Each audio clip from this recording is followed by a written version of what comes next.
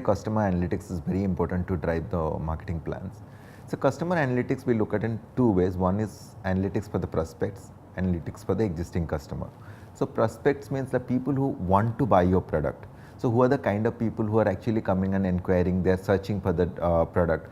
What is important in an insurance buying journey is like a person really buys a product once in 5 or 6 years. So if you look at your lifespan, you might have bought only 5 or 6 products. So whatever campaign, marketing campaign and everything we do, it just creates awareness. So then it awareness to consideration to purchase, it takes a long time for a person to really decide and buy that product.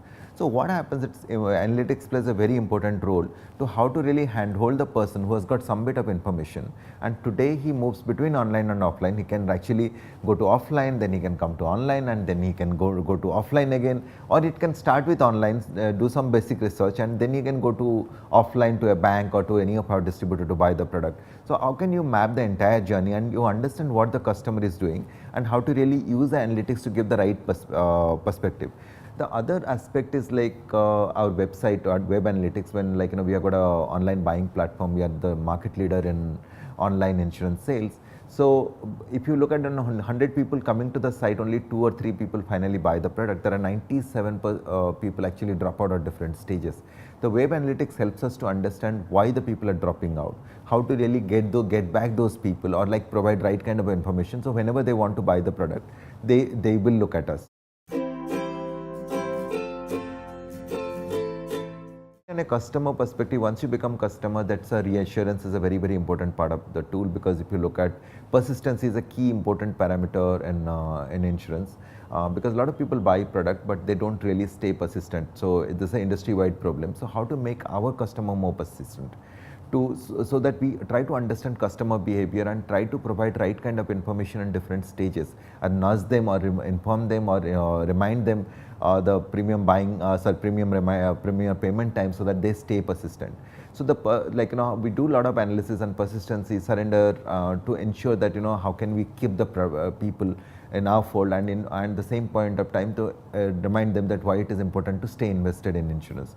Third part of the insurance analytics is how to in propensity of cross sell. You will buy the product and after 3-4 years.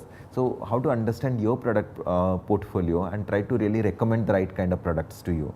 Recommendation can also happen in the prospect stage, and similarly, but recommendation, because customer level you have got more data about the customer, so the recommendation engine really works better. So how to really understand what is the propensity to buy the next product, and how can you really and what is the right time for that guy to purchase.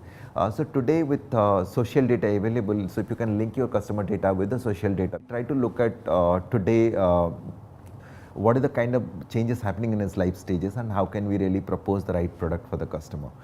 We are also investing a lot to understand the social data. Also we are, the recent thing is we are looking at a big data to understand third party data to have more meaningful information about the customer. So third party data like credit bureau data and all, understand what the kind of other things the customer is doing, so that let's say customer has taken a big loan.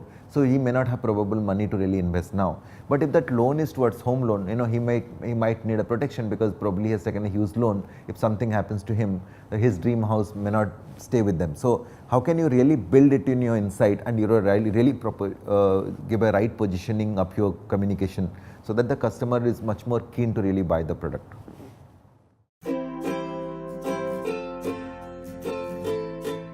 Currently, we collect the data every year or every 2 years. We collect more data than whatever data have been collected in the past years. So that's a kind of enormous amount of data is getting created.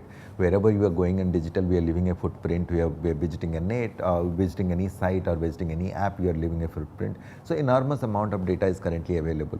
What is more important for the marketer to understand what kind of data is relevant and how often you want to really look at those data to really make a meaningful conclusion.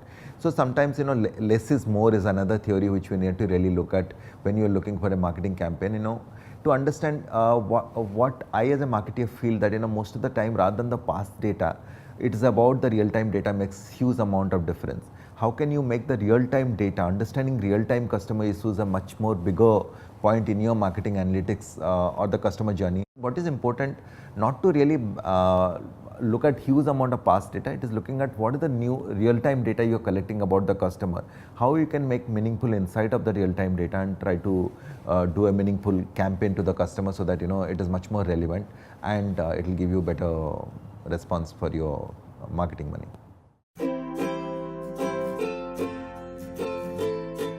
We actually actively listening to all the chatter happening in social media, be it in Twitter, Facebook, or any of the other sites where the customer is talking about our brand, either any complaints about it.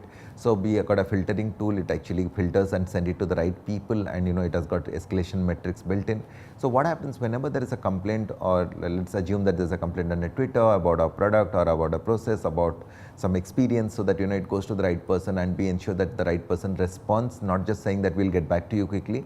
It actually how we'll resolve that problem quickly so that the person becomes a happy customer, also tweets about it. So that's our internal objective, how to really respond to a customer data. So the ORM tool really helps, and more importantly it's about providing multiple channels and listening and responding right is a more critical part when you're talking about real-time response.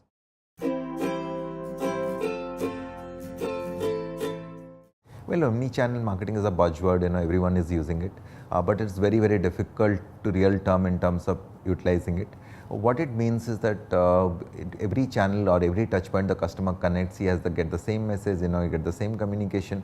So, so what is important for us to really invest in the tool so that we understand this is the kind of messages he has seen. We understand that if there are multiple touch point he is touching somewhere, he has got this message, he will not, either if he is not encouraged by that message or he has not responded to make a message, will send a different message, or he may not send a message at all. So it is important to have a customer create a database of customer who are actually coming and visiting, and understanding the same customer, what we call as a persona, creating a persona attached to that customer, so that wherever he goes, or any lookalike also comes, so that we know that this is the set of customer respond to particular message, or this is the message been sent to them, so he'll set the next set of message. So we are investing in the technology so that we can identify customer and we can provide that kind of experience.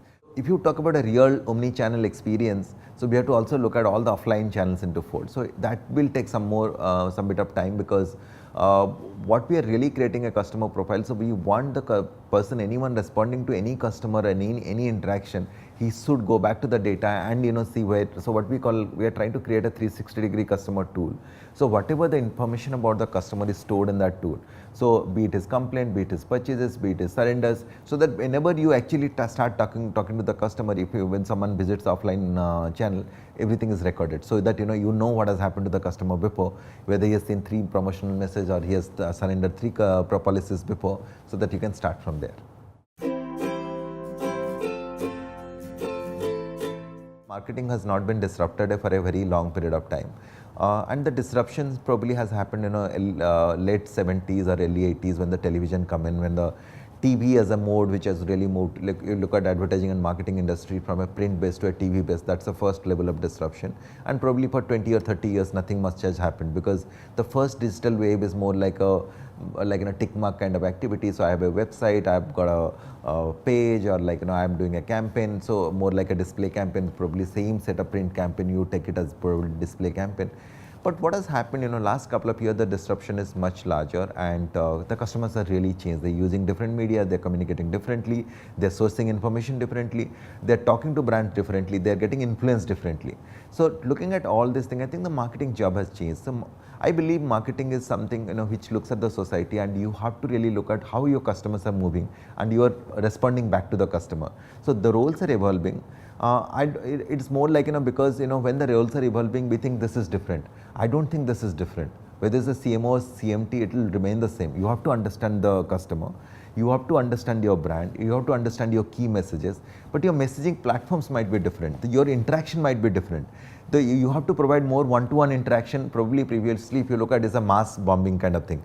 I understand a customer insight. My agency spent 3 months to prepare a campaign. Then I went on air or TV, print and all 360-degree campaign and bombarded with the messages, because I got the insight right. But today it is not the same. I might have got the insight right, but I have to create opportunity for two-way communication. I have to listen to the customer, I have to respond to the customer. Probably the response has to be much faster. Today you have to understand what the customer is currently thinking, how as a brand you can leverage that, or you can respond to customer in that way. So today the customer is not just going by your marketing message to buy. He'll look at the his influencer marketer to constantly learn how the customers are changing, how they're evolving, how they're using the media, and how they're communicating, and how you want to engage with them. And as long as you are doing that, whether it's you're a marketer, a CMO, or a CMT, you'll stay in the job. If you cannot really move along with the customer, probably you will be outdated, and someone so-called CMT will come and take your place.